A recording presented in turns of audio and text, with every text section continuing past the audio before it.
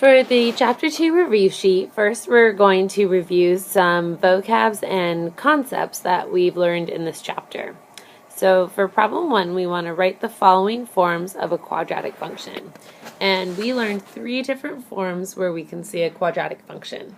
The first one is standard form, which is y equals ax squared plus bx plus c.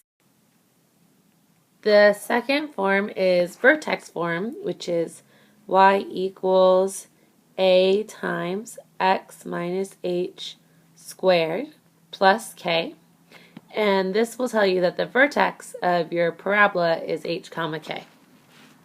The last one is intercept form, which is y equals a times x minus p times x minus q. And this form would tell you your x-intercepts.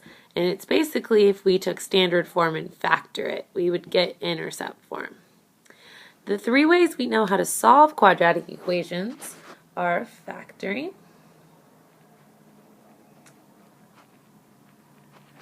the quadratic formula, if factoring doesn't work, and completing the square.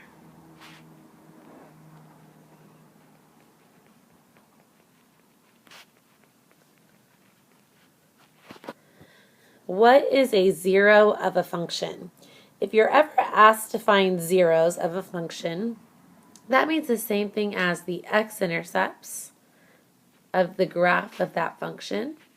It could also mean the solutions, or another word is roots. So these 4 words are synonyms of each other when it comes to solving a quadratic function. When you solve a quadratic function, what are you finding out about the graph of that quadratic function? And you are finding the x-intercepts, or if you end up with complex solutions, you're finding the roots. And the roots could be complex or they could be real. What is I? I is the square root of -1, which means that I squared would be just a -1. When you are simplifying, you are not allowed to have a I, guess we should say ni, or a radical in the denominator of a fraction. The quadratic formula is x equals -b plus or minus the square root of b squared minus 4ac all over 2a. And we learned a version of Pop Goes the Weasel to help us remember that formula. And it's x equals -b plus or minus square root b squared minus 4ac all over 2a. So you need to remember that formula for the test. It will not be given. Which part of the quadratic formula is the discriminant? The discriminant lives inside the square root, so it is b squared minus 4ac. And the discriminant tells us the number and types of solutions of a quadratic function. It'll also tell us the amount of x-intercepts. For example, if we have 2 real solutions, we know we have 2 x-intercepts. And if we have 2 imaginary solutions, we will have 0 x-intercepts. How do you find a y-intercept to any function? And we plug in 0 for x.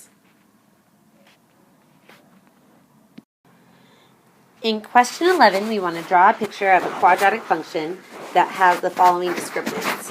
So if we have a quadratic function that has a positive number for its discriminant, we know that it'll cross the x-axis twice because we'll get 2 real solutions. So as long as we draw some type of parabola that crosses the x-axis twice, that's good. If we get a discriminant that is 0, we get 1 real solution, which means that the parabola will only touch the x-axis 1 time. And in order for it to do it, its vertex must be exactly on the x-axis. And it doesn't matter which way it's facing, up or down, because the discriminant just tells us how many times it crosses. For C, if we have a discriminant that's a negative number, that means that our parabola will not cross the x-axis. So something like that would have a negative discriminant. The technical name for the graph of a quadratic function is a parabola. The formula for the axis of symmetry is x equals negative b over 2a. And the axis of symmetry goes through the vertex. It's actually the x-coordinate of the vertex, and to find the y-coordinate, we take the x-coordinate and plug it back in and find y. A polynomial with a degree of 2, which means that its highest exponent is 2, is called a quadratic. And that's what we've been working with, x squareds.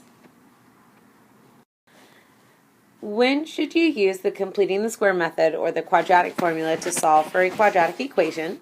And since those methods are a little bit more difficult, we always want to see if we can factor first. So we would use these if we can't factor to solve it. What is the difference between graphing a quadratic equation and a quadratic inequality?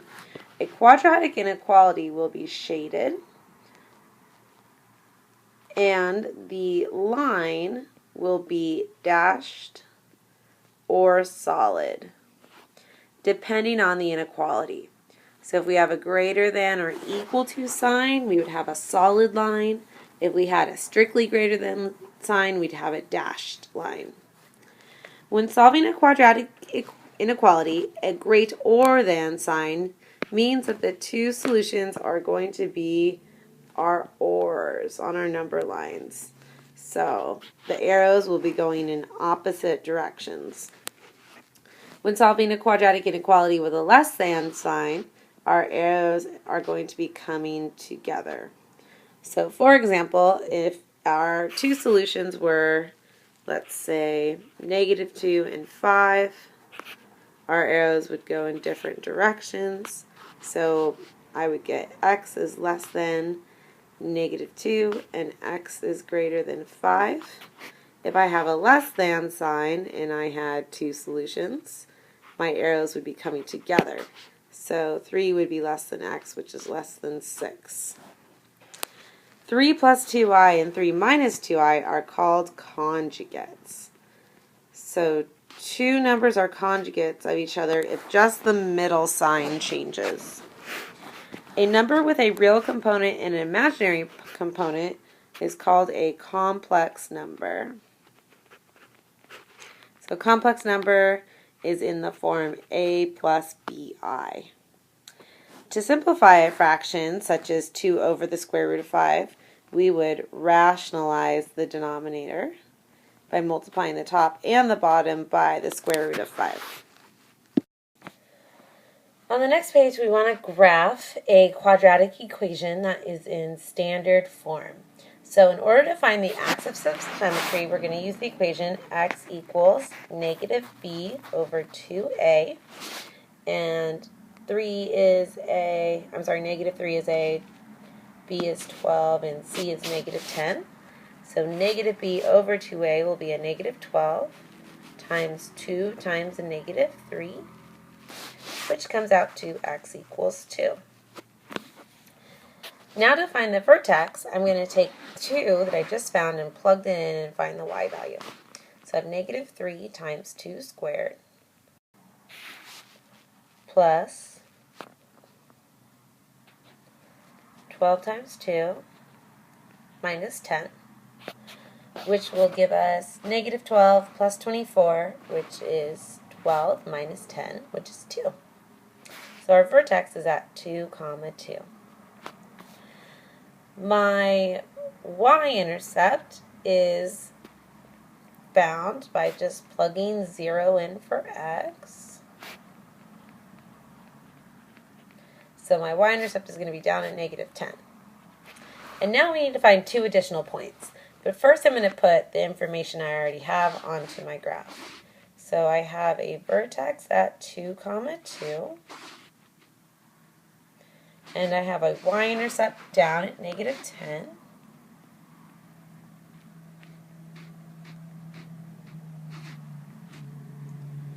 And then also I know that my axis of symmetry goes through the middle of my graph, through my vertex. And my graph should be facing downwards because the first term is negative. So to get another point, I'm going to take my y-intercept and reflect him over the over the axis of symmetry. So my other point ends up to be 4, -10. And then to get one more point, I can just plug in another number. So I'm going to plug a 1 in and see what I get. So -3 times 1 squared plus 12 times 1 minus 10 would be -3 plus 12, which is 9, and then 9 minus 10 is -1. So I would get the point 1, -1. So if I graph that, I can also reflect that over, and I have my 5 points that will help me graph my parabola. Hopefully when you graph yours, you can do a little bit better job. There we go. For our next problem, we are going to graph a quadratic equation, but this time it's in X-Intercept form. So X-Intercept form tells us our X-intercepts right off the bat. And in this case, we know that it's going to be the opposite. So x equals 2 and x equals -6. So I'm just going to put those on my graph, 2 and -6. And then to find my axis of symmetry, I know my axis of symmetry has to be right in the middle of those two x-intercepts. So you can kind of just look at the graph and tell, but we can also add the two x-intercepts together and divide by 2. So our axis of symmetry is going to be x equals a -2. And that looks like it is right in the middle of our graph. So I'm going to just draw on the axis of symmetry. And then to find the vertex, I'm going to take -2 and plug it in. So I have y equals 1/2 times -2 minus 2 times -2 plus 6, which is 1/2 times -4 times a positive 4, and that will equal a -8. So my vertex is at -2, -8. It's right there. And finally, I'm going to find the y-intercept. So to find the y-intercept, I'm just going to plug in 0. So I have y equals 1/2 times 0 minus 2 times 0 plus 6, which is 1/2 times -2 times 6, which will be a -6. And then I'm going to take that -6 and reflect them over. And then I have my parabola.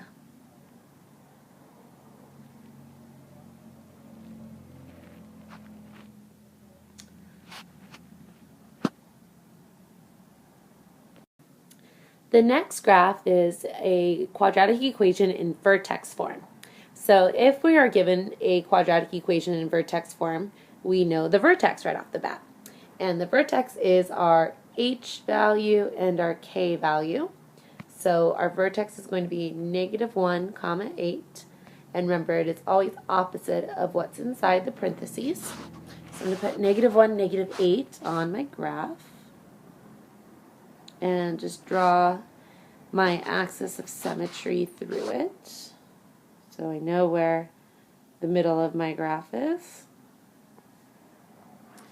Next thing we're going to find is our axis of symmetry, but I already drew it, and I drew it at x equals -1. And we want to make sure we use x equals since it's a line. The y-intercept, I'm just going to plug in 0, so y equals -2 times 0 plus 1 squared plus 8. So that would be a -2 plus an 8, which is 6.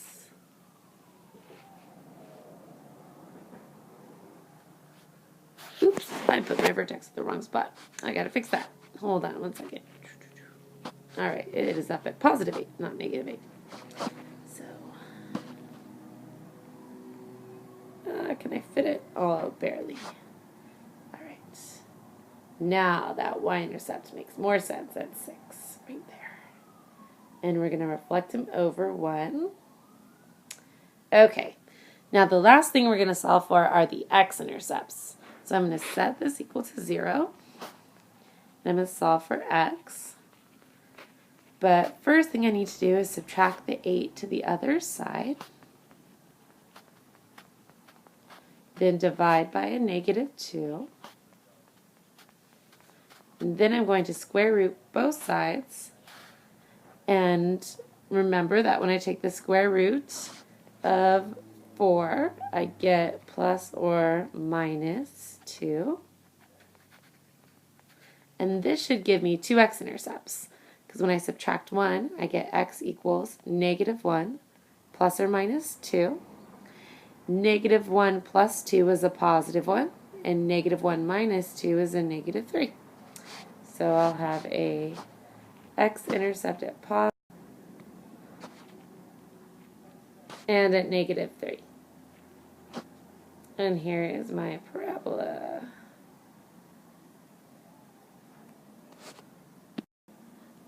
For the next two problems, we're going to graph using transformations, which means that we don't need to show too much work. We should just be able to graph these parabolas just by knowing the basic parabola and then the transformations that shift it. So if we see y equals x squared with a plus 5 in the back, we know that we have a parabola that moves up 5 from 0, 0. So its new vertex is going to be at 0, 5. And then we know that parabolas usually go up 1, and then we have a U shape. For our next one, we know that the vertex will be at a positive 2 and a positive 3. So 3 on there. There we go.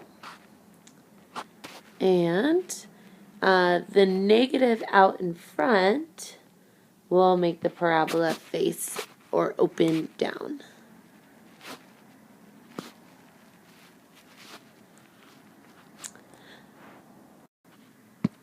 For number 6, we want to take a quadratic that's in standard form and change it to vertex form.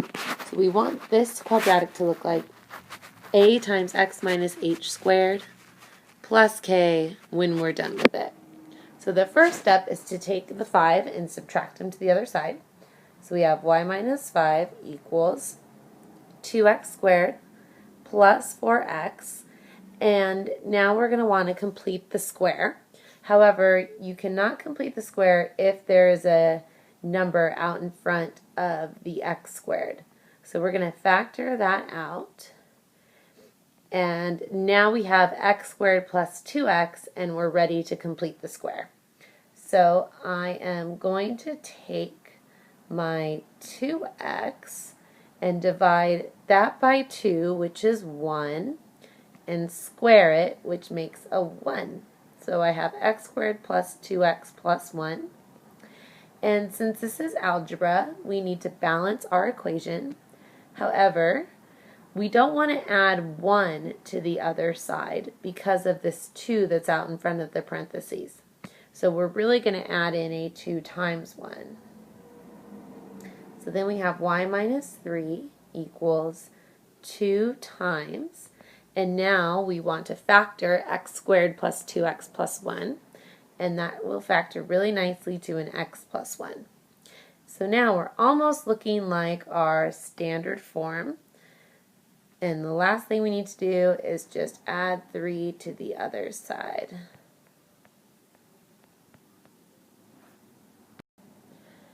In number 7, we want to solve x squared plus 18x equals negative 81 by factoring. So the first thing we're going to do is set this equal to 0. So I'm going to add the 81 to the other side.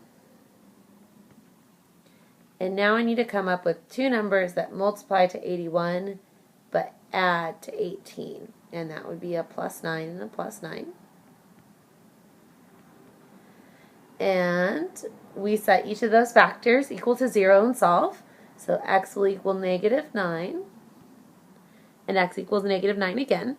So it's okay, you can get the same answer twice, but we have one real solution, and that is x equals negative 9.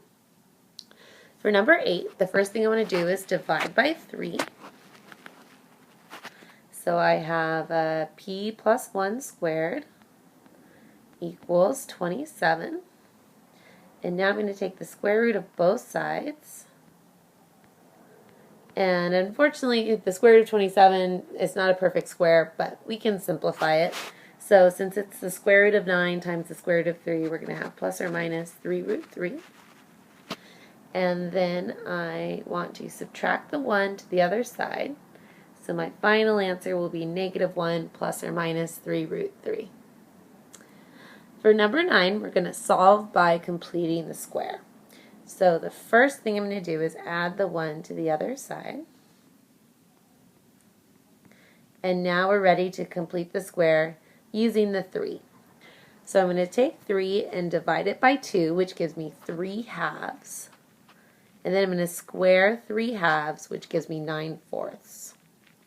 So I'm going to add 9 fourths to both sides. And then I'm going to factor, and that will give me x plus 3 halves squared. And the guy who will always go in the parentheses is always the guy before you square them. And then that will give me really a 4 over 4 plus 9 over 4, which is 13 over 4. Now I'm going to square root both sides. So I get x plus 3 halves equals plus or minus the square root of 13 over 2, since we could take the square root of 4. So then my final answer will be negative 3 halves plus or minus the square root of 13 all over 2. And then for number 10, we want to solve x squared plus 4x minus 3 equals 0 using the quadratic formula.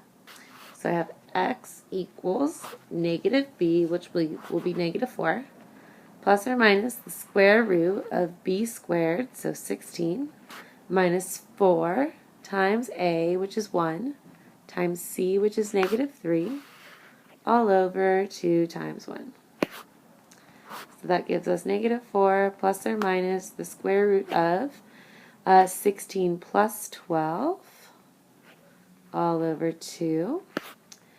Which is negative 4 plus or minus the square root of 28 over 2. And that can be simplified. So we have negative 4 plus or minus 2 root 7 over 2, which is negative 2 plus or minus the square root of 7. For number 11, we want to simplify 2 over 1 minus the square root of 3. And in order to do this, we need to rationalize the denominator and multiply by the conjugate, which is 1 plus root 3. So we're going to multiply by 1 plus root 3 over 1 plus root 3, which is 2 plus 2 root 3, all over 1 minus. For conjugates, the middle is always going to cancel out. So if you just multiply the first term and the first 2 terms and the last 2 terms, you're okay. So we're going to have a 1 minus 3, since the square root of 3 times the square root of 3 is 3, which gives us 2 plus 2 root 3 all over a negative 2. And then simplifying that, 2 divided by negative 2 is a negative 1, so it'll be negative 1 minus the square root of 3. In number 12, we want to add, subtract, multiply, and divide some complex numbers. So when we add complex numbers, all we do is simplify like terms. So if we have 8 minus 6i plus 7 plus 4i, we just need to add the 8 and the 7 together, which will give us 15. And then we need to add negative 6i plus 4i, which is a negative 2i. For part B, subtracting is also combining like terms, except we want to remember to distribute the negative. So we have 2 minus 3i minus 6 plus 5i, which gives us a negative 4 plus 2i when we combine our like terms. For number C, when we multiply complex numbers, we need to remember to FOIL. So I'm going to do the first terms, which will give me 5 times 4, which is 20. And then 5 times a negative 2i is a negative 10i. I times 4 is 4i.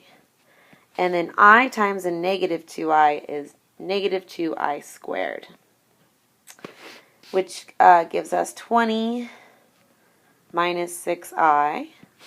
And we want to remember that I squared is the same as a negative 1. So I'm going to plug that in. And then simplifying one more time, the negative 2 times the negative 1 is going to be a positive 2. So I end up with 22 minus 6i.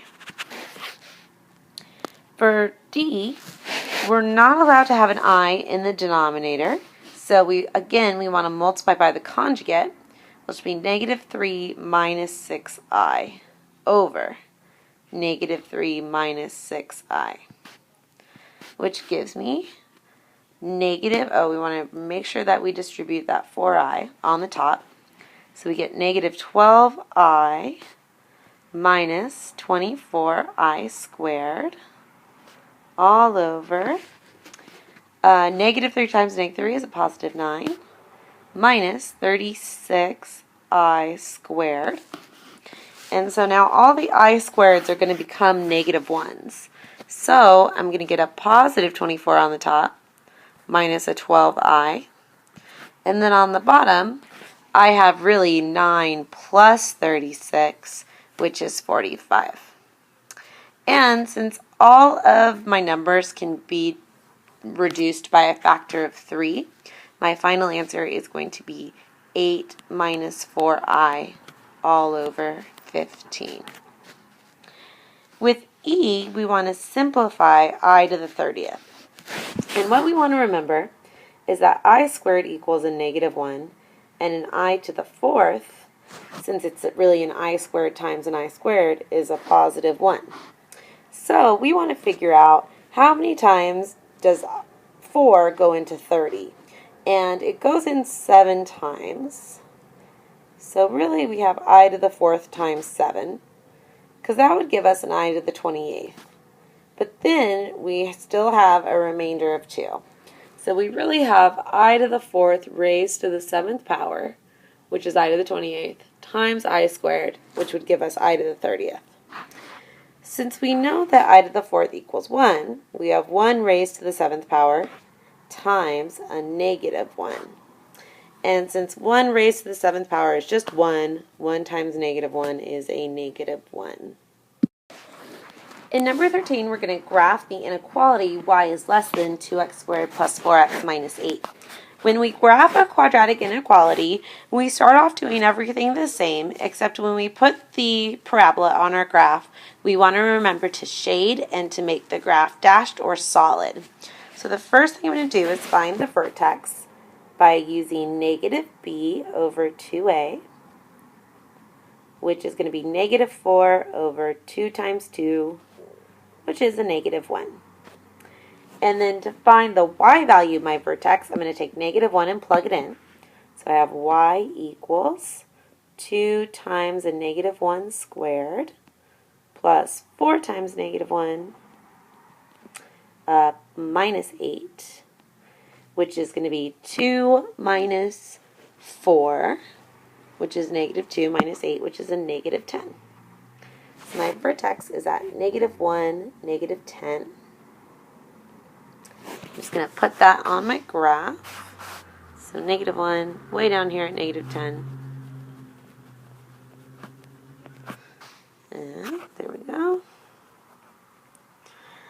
And then the last thing I'm going to graph is my y-intercept. So to find that, I'm going to plug 0 in for x. So I'll end up with a y-intercept of negative 8. And then I'm going to take that point and reflect it over So I have a parabola. So now, since we have a strictly less than inequality sign, I'm going to make a dashed line to graph my parabola. And then last, I need to figure out where I should shade my parabola. So since y is less than, I want to put my finger on the vertex and shade below it.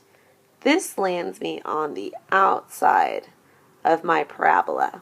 So I'm going to shade on all the outside areas. In number 14, we want to solve the quadratic inequality algebraically. So normally we first try to solve quadratics by factoring. So I'm going to see if I can factor x squared plus 5x minus 6. And I can.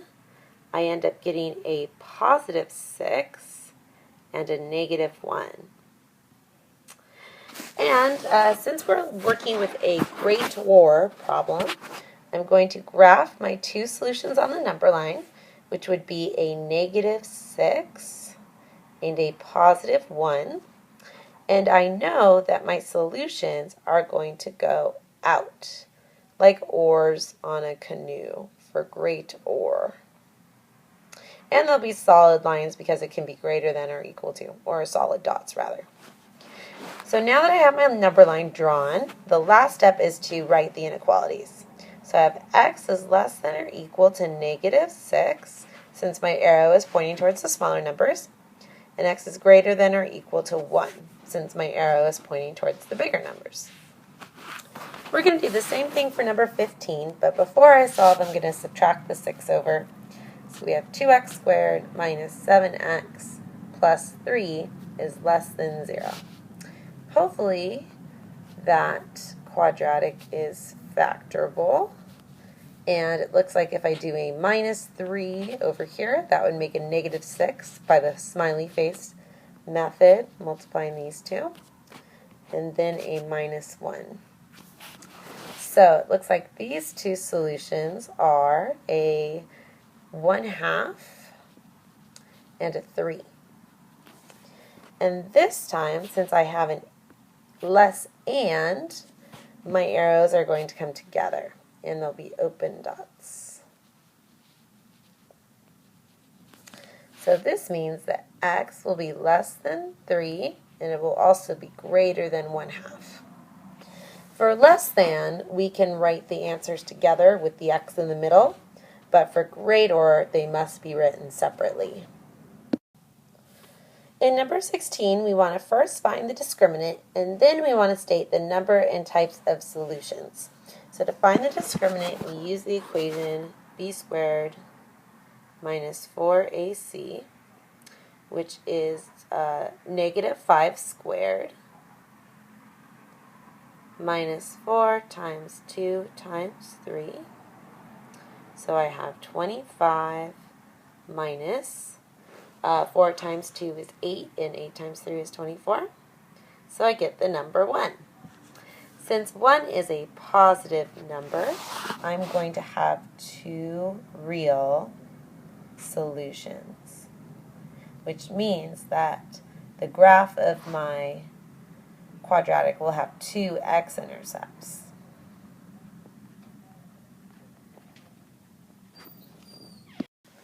For number 17, let's do b squared minus 4ac, so 7 squared minus 4 times 1 times 15, which will be 49 minus 60, and that will be a negative number, negative 11. So since we got a negative number, we're going to have two imaginary, or if you wrote two complex solutions, that's okay. And since we have two imaginary solutions, we will have no x-intercepts.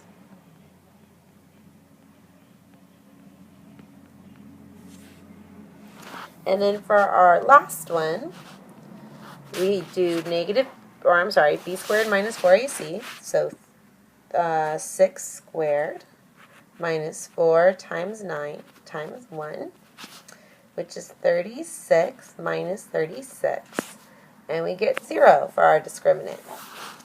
So this means that we'll have one real solution, and we'll have just one x-intercept. And the x-intercept will be the same as the vertex. The last page is a review of the types of problems on the test where you will need to use your graphing calculator in order to complete. So for the first problem, I would like you to graph 4.2x squared plus 6x minus 1 in your graphing calculator. And you should get a graph that resembles pretty close to this picture. So there's a few things that you need to find on this graph. You need to locate the vertex, the y-intercept, and the x-intercepts. So in order to locate the vertex, you want to go to second trace. And since this graph opens up, we have a minimum. So we want to choose minimum. Once you choose minimum, a little spider will appear on your graph. And first you want to make sure your little spider is to the left of where you think the vertex is. And then to the right, hit enter when it's to the left, hit enter when it's to the right again, and then hit enter one more time. And on the bottom of your screen, you should get the vertex -7, -0.714, comma, -3.143. Then to find the y-intercept, we want to go to second trace and then choose the value button. With value, you can enter in x equals 0 by just hitting 0 and hitting enter, and you should get the number -1. So what you just did was you inputted 0 in for x, and then it gave you the y value -1. The last thing that we want to find are the x-intercepts. So to find the x-intercepts, you also go to second trace and you choose 0. Once you choose 0, you'll also get a little spider on your graph. And first you want to make sure that you put your spider to the left of where an x-intercept would be and hit enter. And then put him to the right of where an x-intercept would be and hit enter. And then hit enter one more time. And if you did this for the negative x-intercept, you should get the same answer I did here. To find the next x-intercept, you do the same thing.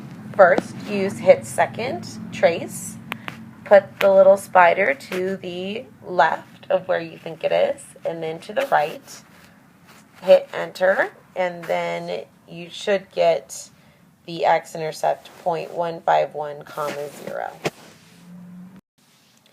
In our second problem, we're told that a community theater sells about 150 tickets to a play per week when it charges $20 per ticket. For each $1 decrease in price, about 10 more tickets per week are sold. At what price should the theater sell tickets in order to maximize their revenue?